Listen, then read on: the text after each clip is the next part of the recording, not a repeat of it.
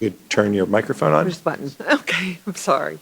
Mr. Chairman, Ranking Member, and distinguished members of this committee. My name is Christine Levinson. I am the wife of Robert Bob Levinson, an American held by the Iranian government. My husband is the longest held hostage in American history. 12 years ago, former FBI agent Bob Levinson sat in his hotel room and had second thoughts. He was about to embark on a mission to an island off the coast of Iran that could get him in trouble. In an email to a friend, he wondered why, at this point, with 7 kids and a great wife, why would I put myself in such jeopardy? A few years ago, we received a video of him as a hostage.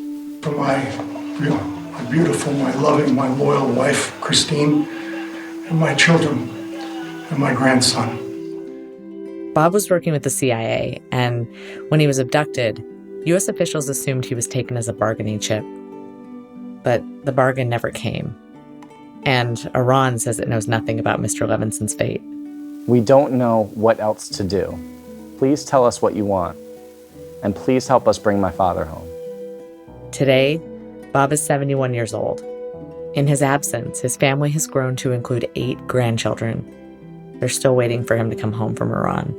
When our youngest daughter gets married in just 2 months, it will be the last daughter he has the opportunity to walk down the aisle. And please help me get home. Bob was last seen alive in photographs from 2011. Recently, some members of the Trump administration have taken up his cause, calling on Iran to return him to his family. And that support is important because it undergirds a bigger issue, which is a general sense by some within the Trump administration, and maybe Trump himself, that Iran is a bad guy. On this episode of Things That Go Boom, we'll look at the reasons why some people hate the Iran nuclear deal. For some, it's the simple fact that we shouldn't make deals with bad guys. Others think the U.S. should have pushed for much bigger concessions. And some want to pressure Iran till it breaks. There's a whole range of views, even within the Republican Party, on what we should do or should have done. And over the course of Trump's first 17 months, those views went to bat with each other inside his administration. We'll tell you how those forces clashed right up to the moment Trump left the deal. Never, ever, ever in my life have I seen any transaction so incompetently negotiated as our deal with Iran. Was he right to walk away? Or was there something else? Something more political, motivating the president's decision?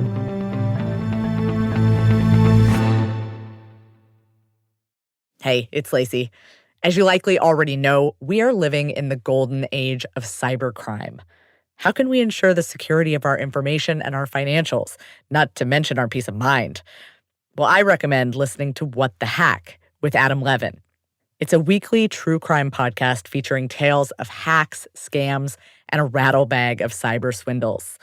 Learn about the dangers of trolling opponents, discover what sort of links you should never, ever click, and get the inside scoop on all sorts of crazy scams happening on your favorite apps. So go ahead, follow What the Hack with Adam Levin on Apple Podcasts or wherever you listen. I want to know who the person is on your Twitter profile. Oh, wow. That's my grandmother. Nahal Tusi covers foreign policy for Politico. Her Twitter profile includes a photo of a sweet old woman bundled in a colorful shawl. But she's no shrinking violet. Earlier this year, she published a hard-hitting expose on the Trump administration's chaotic early days, and this is one of my favorite parts.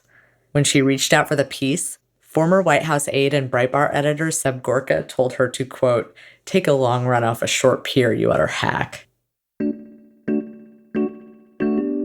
To understand why Trump pulled out of the Iran nuclear deal, we have to go back to the beginning, to 2016. And breathe, breathe. You can do it. You can breathe. I know it's hard. But just... When they're done with the yoga, can I answer a question? You cannot. Candidate Trump is running for president in the middle of a huge field of Republicans. And Nahal says, on Iran, he sort of stands out from the crowd. my sense was that he was actually a little more moderate than the other candidates. Is that the same way you feel? That's my memory as well. Now, Trump was this outsider candidate, but he kind of cast himself as a deal maker. Sure. He doesn't like the Iran deal. The Iranians are very good negotiators. The Persians are always great negotiators. They are laughing at us back in Iran. He just isn't quite on the level of folks like Ted Cruz. Under no circumstances will Iran be allowed to acquire nuclear weapons. And if the Ayatollah doesn't understand that, we may have to help introduce him to his 72 virgins. And then toward the end of the campaign, he took a harder and harder line position on it. And then ultimately, it was pretty clear that he wasn't happy with it. I have been in business a long time. I know deal making. And let me tell you, this deal is catastrophic. That's Trump courting voters at AIPAC's annual conference. The influential pro-Israel lobbying group sees Iran as an existential threat. I've studied this issue in great detail. I would say actually greater by far than anybody else. Believe me. Oh, believe me. At the time, they weren't exactly sold on a potential President Trump. But this line was a crowd pleaser. My number one priority is to dismantle the disastrous deal with Iran. A lot of folks, AIPAC included, have opposed the deal since day one. But they don't expect Trump to have the chance to rip it up. Then, of course, he's elected. Donald Trump wins the presidency. The business tycoon and TV personality capping his improbable political journey with an astounding upset victory. Nahal says that once Trump's in office, something surprising happens. Suddenly, the Republican won, and a lot of these folks who did not like the Iran deal, they suddenly were like, well, wait a minute. We don't want you to actually rip it up. It was this amazing phenomenon. Like, you're like, wait, now you have the guy you want, and you're saying, don't rip up the deal? Folks like Senator Bob Corker, who'd opposed the initial deal, are asking Trump to slow down. And that led to this months and months and months of waffling. Do we pull out of the deal? Do we not pull out of the deal? Or do we negotiate a new deal? Deals are my art form. Other people paint beautifully on canvas or write wonderful poetry. I like making deals, preferably big deals. That's how I get my kicks. You're fired. Here, we should probably take a break in the story to talk about what the Iran deal even is. All right, who are you? I am Austin Healy. That's my 13-year-old. He's going to help us explain the deal because, let's be honest, it's not lost on me that growing up in the house of a nuclear policy analyst is a weird bag. Our dinner conversations can swing from monster trucks and video games to centrifuges fast. Conversation at the dinner table is very important, and there are many topics that you cannot speak about, so we'll talk about those first. So, Iran basically had to get rid of about 98% of its enriched uranium supply, the other 2% being left behind to, for power reasons, like energy sources. I recommend that you do not talk about politics, religion, or anything that's too spicy. They also ripped out like 2/3 of their centrifuges. And what are centrifuges? They're basically these machines that make the enriched uranium. Do you know what they got in return? Oh yeah, they could open their trading and stuff like that with other countries. They got sanctions relief. Yeah, they got sanctions relief. We also unfroze some of their assets. You might have heard this referred to as a ransom or some kind of pay-for-play. It wasn't. And you might say something like, Mary, the last time we met, you were just leaving for Spain. Tell me a bit about the highlights of your trip. Frankly, that deal is an embarrassment to the United States, and I don't think you've heard the last of it, believe me. So here we are in 2017. Trump is president, and he has to decide what to do with the deal. And like most presidents, he starts asking around. I love America. There's an American flag flying outside my house. Mark Dubowitz is the CEO of the Foundation for Defense of Democracies, or FDD. He's been one of the most vocal critics of the original deal. That is your bet on the survival of Israel and on our ability to stop Iran from developing a nuclear weapon. A bunch of underpaid bureaucrats at the United Nations. Joel, that's quite a bet. Dubowitz is known as something of a master communicator, and it's probably warranted.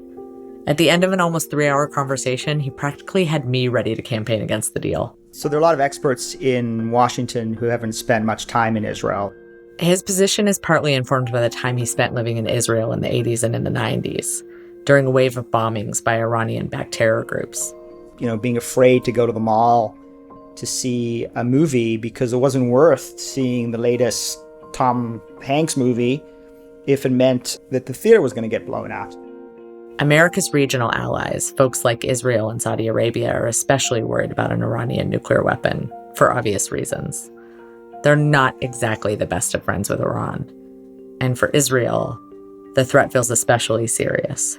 You've got a regime dedicated to your annihilation, denying the Holocaust, that is operationally attempting to surround you, in some cases successfully doing so on every border. Dubowitz takes issue with a few key pieces of the deal. The lack of inspections of military sites where Iran has conducted clandestine military activity, the fact the deal does not cover long-range ballistic missiles or ICBMs, their support for terrorism, their support for Bashar Assad's slaughter in Syria. And he thinks the sunset provisions are naive, which are these parts of the deal that expire, like limits on Iran's uranium enrichment, which end in 2031. So Dubowitz feels like Iran is just biding its time, working on developing the ability to launch a missile at the US while it waits for those key parts of the deal to run out. The Middle East does not look good through rose-colored glasses. After Trump is elected, his administration taps Dubowitz to consult on a follow-on agreement. Or, as he puts it, a fix, not a nix. Unfortunately, it's not all fun and games. It's widely reported at the time that some of Trump's top appointees, those same folks who want a fix, aren't exactly working out. Rex Tillerson's tenure as Secretary of State is particularly contentious. And I'd have to say to him, well, Mr. President, I understand what you want to do, but you can't do it that way. It violates the law. It violates a treaty. You know, he got really frustrated. Like Trump, Tillerson came to the job as a wealthy business executive. He was highly recommended by folks like Condoleezza Rice, and he looked the part. Tall, distinguished, white and male. But it seems a little bit like Trump liked the optics and never really liked the guy. Mr. Trump addressing the NBC News report that Tillerson called him a moron. I think it's fake news, Mr. Trump told Forbes magazine. But if he did that, I guess we'll have to compare IQ tests, and I can tell you who is going to win. Nahal says it's tense. Tillerson kind of crosses swords in a way with the president on a number of issues. I mean, some of it is simply style. They disagree on the Trans-Pacific Partnership, the Paris Climate Accords, tariffs, NATO. You know, this was back during the whole North Korea issue as well. And Tillerson was out there somewhat advocating for more diplomatic options. At one point, Trump even tweets out kind of a tweet that really undermines his own Secretary of State. You'll have to, find the tweet. Told Rex Tillerson, our wonderful Secretary of State, We're going to go ahead and have Austin read our tweets. That he is wasting his time and trying to negotiate with Little Rocket Man. Save your energy, Rex. We'll do what has to be done. Save it, Rex. We're not...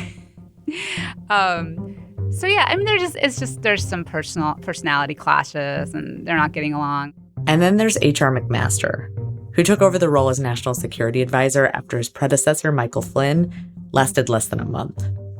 McMaster has a good reputation. Time magazine once called him the 21st century Army's preeminent warrior thinker. Trump calls him a pain.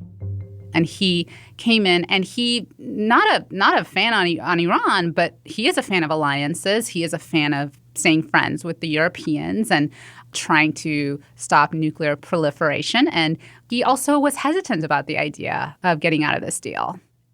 So these are the guys who find themselves in the position of defending the deal. And it's no easy job, partly because of this bothersome little thing that Trump inherited. Basically, back when Congress was reviewing the deal, when Trump was barely even a long shot for the presidency, they passed a requirement that the president certify Iran's compliance every 90 days. So Trump over time, because Congress has this legislation that says every few months he has to certify that Iran is living up to this deal or not, he just gets annoyed. The certification gave Congress a say in the process. If something looked off, it gave them the ability to reimpose sanctions, which is big because reimposing sanctions would kill the deal. It's supposed to keep the president honest, not let Iran slide. But that's not how it plays out for Trump. He's like, wait a minute, I have to come out every few months and say, yeah, Iran's doing okay? That makes him look terrible to a part of his base. The fact is, this was a horrible one-sided deal that should have never, ever been made. And of course, every 90 days, everybody would get very anxious. And H.R. McMaster would have to walk into the Oval Office and say, Mr. President, it's that time of year again. You got to certify the Iran deal. And clearly this became increasingly tense as the president became angrier and angrier about having to make these certifications. And so, I have vivid memories of H.R. McMaster telling me that if he were to walk into the Oval Office and tell the president that he had to certify the deal again, he may not make it out of the Oval Office. Eventually, the tension spills over. In July of 2017, reports surfaced that Trump has been arguing with his top national security advisors for hours. McMaster, Tillerson, and Jim Mattis, the Secretary of Defense, are trying to convince Trump to certify the deal. And it's not going great. A few months later, in October, when another one of these deadlines rolls around, there's a lot of suspense over whether Trump will certify or not.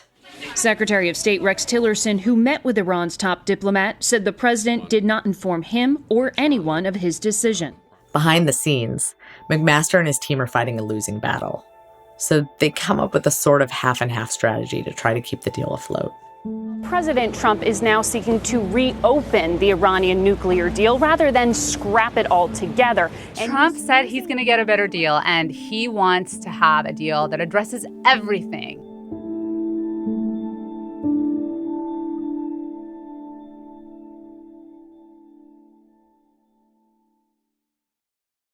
What I had for breakfast?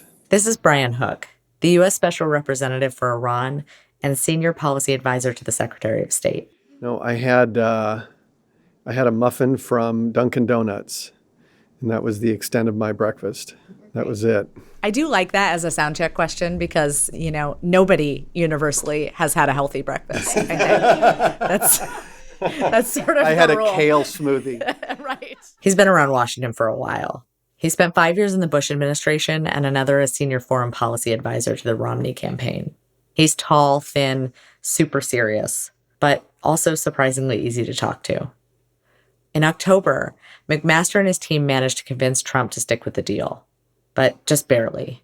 He pulls the plug on the whole certification process. We will not continue down a path whose predictable conclusion is more violence, more terror, and the very real threat of Iran's nuclear breakout. But he doesn't reimpose nuclear sanctions yet. The move is meant to pressure the Europeans, or maybe Congress, into coming up with some sort of follow-on agreement to the original deal. It's basically an ultimatum. And it's Brian Hook's job to convince the Europeans Trump means business. We were in Berlin, we were in London, we were in Paris, we were in Washington, D.C., and over the course of about 6 months, we met in person almost every month. At first, it seems like it works. Things like regional aggression, arbitrary detention of... The negotiations start to progress. Missile testing, missile proliferation. Eventually, the U.S. and Europe come to an agreement on ballistic missiles, and even on stronger inspections. But while Hook is flying back and forth, working on hammering out an agreement on the sunset provisions, another 3 months go by. And another one of those pesky certification deadlines comes up. In January of 2018, the White House issues a warning. Senior administration officials on a conference call that just wrapped up told reporters is the following.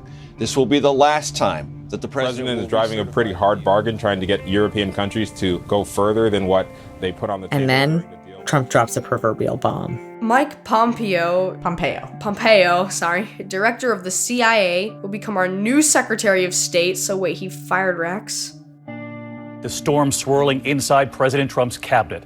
President Trump firing Secretary of State Rex Tillerson and doing so in a tweet. Then you had Mike Pompeo come in and take over as Secretary of State, and he's a very different kind of guy. Nahal says even before he came into office, Pompeo really, really didn't like the Iran deal. I know, that he is constantly convinced that Iran is doing something devious on the particular nuclear deal front.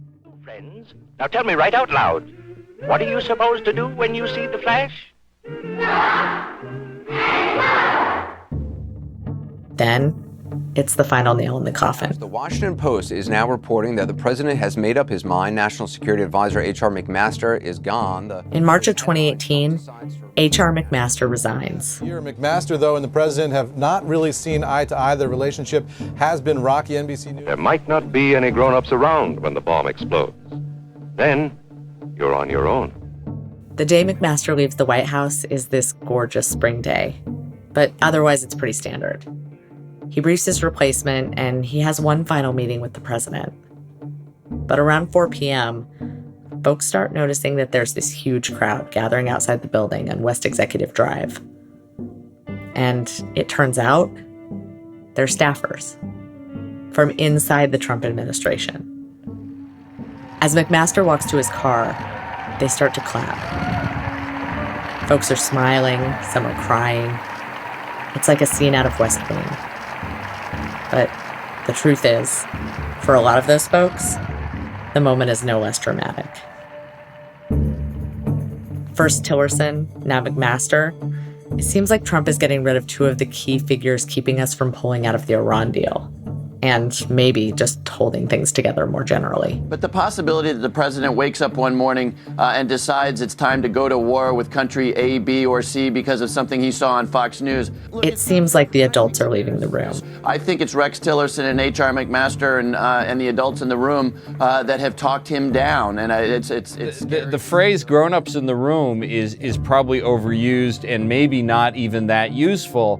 But there are no more grown-ups in the room. When McMaster leaves the White House, the folks working to fix the deal are nervous. But it's the second part of Trump's announcement that's really the kicker. I am pleased to announce that effective April 9th, 2018, John Bolton... Oh, Ambassador. Ambassador John Bolton will be my new national security advisor. I am very thankful for this. John Bolton is a legendary figure in American national security and foreign policy circles. Very hardline, very hawkish. You've written an op-ed today in the New York Times, and here's the headline. It's an eye-catcher. To stop Iran's bomb Iran. No, I would have done this 5 or 6 years ago because the earlier you strike, the more damage you can do. Bolton is also one of late night's favorite punching bags. It's very important for me that nobody thinks President Trump has handed the keys to the war machine to some sort of hair-trigger lunatic. That's Dana Carvey as Bolton on The Late Show. Well, that's very reassuring, sir. Because if I heard someone say that, I'd blow him up quick. Trump's giving me the nukes, bloody boom, bam! For Dubowitz, the writing was on the wall. I did what everybody does now in Washington. I didn't go home and have a beer or order pizza or put the comforter over my head and drown my sorrows. I tweeted.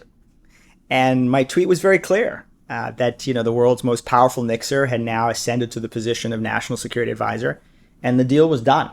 To make matters worse, a few weeks later, the Prime Minister of Israel, Benjamin Netanyahu, goes on TV, and he's standing in front of a shelf full of binders. 55,000 pages,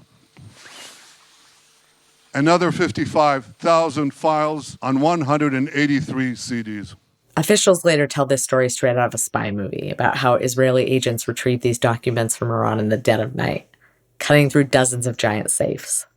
Netanyahu says it's Iran's secret atomic archive, and he doesn't offer any evidence that Iran is violating the deal. But Trump's patience is running out. Congressional efforts to bolster the deal barely get off the ground.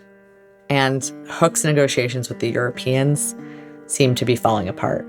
We were making, I thought, pretty good progress with the Europeans to address the flaws in the deal. But ultimately, as the negotiations wore on, we weren't able to get agreement on ending the sunset clauses that would lift restrictions on Iran's nuclear program. So, with the next certification deadline looming, France's President Emmanuel Macron makes a Hail Mary trip to Washington to try to sway the president. He takes his appeal to Congress, making the case for a fix. That this agreement may not address all concerns, and very important concerns. This is true. But we should not abandon it without having something substantial and more substantial instead. But in a joint press conference, Trump's hatred of the deal is on full display. This is a deal with decayed foundations. It's a bad deal. It's a bad structure. It's falling down. Should have never, ever been made. And in the end, Macron goes home empty-handed.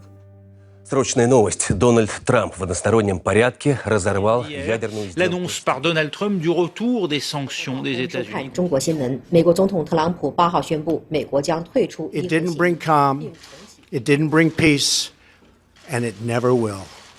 I am announcing today that the United States will withdraw from the Iran nuclear deal. The U.S. will reimpose sanctions. A couple weeks later, Pompeo reveals a list of 12 things Iran has to do to resume talks. It says Iran has to stop all nuclear enrichment, not just for weapons, but for energy, and stop testing ballistic missiles that might be used to carry a bomb to, say, Washington, D.C. But that's not all. The list of 12 points covers some serious ground, to the point that some folks have said it sounds like they expect Iran to become a completely different animal. No, it's like you're a chicken. We want you to be a dolphin. Like that's basically what they're saying. Hook says he doesn't find it unreasonable to expect Iran to behave like any other responsible country. Did you see you saw the thing with Qasem Soleimani, the martyrdom thing? He's talking about a tweet from Iran's supreme leader, Ayatollah Khamenei, to the head of Iran's Quds Force, a secretive special forces unit of the Revolutionary Guard. Because it says, I'm very happy to be pinning this medal, whatever, on Qasem Soleimani, and all best wishes for your martyrdom. And he says, I hope it doesn't happen soon. And that he will make his end marked by martyrdom. Is that how you say that? That's how you say that. Okay, martyrdom. Do you know what that is? Nope. It's hard to deny that in a lot of cases, Iran is a bad guy. It's a very, very strange regime. It does not behave like a normal country. The only problem is Trump hasn't exactly made a habit of refusing deals with other bad guys. So why is he so against this one? And, I don't really know why Trump didn't go for it. The only thing I can think of is he just had made a decision and he didn't like Obama's work and he just wanted to keep his promise of getting out of the deal. We don't know the answer. And the White House declined our request for an interview. They're pretty busy. But here are a few possibilities. One is that Trump pulled out of the deal in a flush of confidence on the heels of a historic opening with North Korea. An opening that came after months of talk of fire, fury, and huge nuclear buttons. The two leaders will shake hands before a private conversation with enormous stakes. If the summit is a It must have success, looked to Trump at the time like the pressure worked. Kim was scared and ready for a deal, so why not do the same to Iran? But it was also reported that the day after Trump withdrew, billionaire casino mogul and pro-Israel Republican megadonor Sheldon Adelson quietly slipped into the White House for a private meeting with Trump. Adelson had long opposed the deal, and he was Trump's top campaign donor. So, if Trump's real goal was to keep his campaign promise, this was a pretty big one. I think it's really interesting because he keeps his promises. This is what's hilarious to me is like people are like, why is he doing this? I'm like, he said he was going to do it. There's also the chance that the whole decertification process we've been talking about was just one big own goal. So Congress, which was led by Republicans, passed this legislation designed to check the next president, which in theory people thought was going to be a Democrat. In doing so, they ended up annoying a Republican president into wanting to kill a deal that, frankly, many Republicans in Congress by that point would have preferred to just leave alone. We might never know why Trump really killed the deal. Maybe it was none of those things. Maybe it was all of them. What we do know, though, is that Trump walked away from the deal because he could. Because it wasn't a treaty. It was an executive agreement. Sort of like the international version of an executive order, the kind of thing the next president can kill.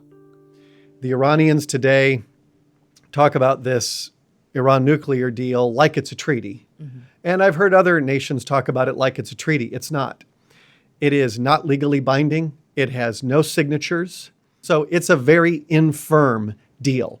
To be fair, Trump has proven he's game to walk away from treaties too. But Obama pushed the deal through without bipartisan support from Congress. So the deal was never ratified by lawmakers. And neither party, not the Democrats nor the Republicans, had to own it. Just Obama. So the next president could walk away, literally, in the time it takes to compose a tweet. Yes, President Trump just a short time ago tweeting this Game of Thrones style teaser for sanctions on Iran. Sanctions are coming, the president says over that image. And that's one thing a lot of Obama folks tell me is like, it took us years and they tore it down in a day. Once Trump came into office, partisan politics played out. And the momentum wasn't for saving the deal that existed. It was for finding a better one. And that plan probably never had a chance. The frustration a lot of folks have with the Trump administration is they walk away from things. They tear things down. They abandon things. That's easy, but they haven't really built anything. And that takes time. It's always easier to destroy something than it is to build something. But if we're really honest with ourselves, we should probably admit it's not just Trump. Even before the current administration pulled out of the Paris Climate Accords or threatened to end NAFTA, the U.S. was an unreliable partner. History is full of treaties that the U.S. has signed and then unsigned, refused to ratify, or even refused to sign after pressing others to sign. It's one reason why Iran didn't want to make a deal with us in the first place. Because U.S. administrations swing wildly back and forth every 4 to 8 years. And sometimes, when they do, we break stuff we don't know how to fix. I think one person who would love to get a better deal would be President Trump. I actually think if the Iranians were to come and say, let's sit down, he'll sit down with them. Mm-hmm. He'll talk to them. Frankly, his negotiating skills so far have not proven as adept as some people had hoped, and the Iranians might actually get a better deal for them. But look, this is President Trump, and occasionally he seems to get really tired with the Middle East.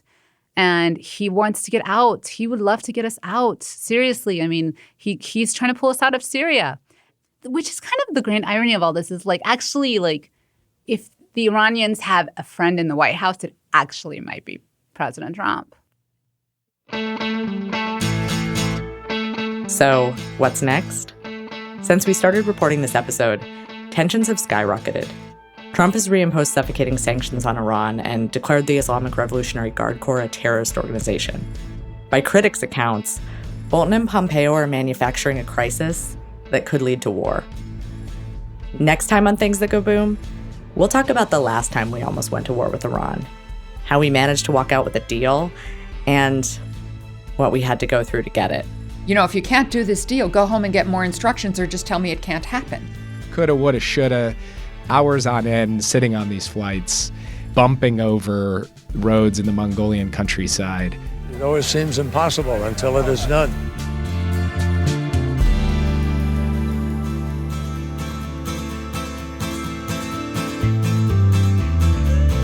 Things That Go Boom is a production of PRI, PRX, and Inkstick Media. For more information and behind-the-scenes action, follow us on social at Inkstick Media or visit inkstickmedia.com. While you're there, you can also sign up for our weekly global security newsletter, Critical State. Our show is produced by Ruth Morris. Catherine Fink is our assistant producer, and Mary Beth Kirshner is our story whisperer. Darian Schulman composes our music, and our engineer is Robin Wise. A huge thank you to John Barth, Melinda Ward, Kelsey Davenport, and David Albright for their background and review. And finally, thanks to the Carnegie Corporation of New York, Plowshares Fund, and N Square for making our show possible.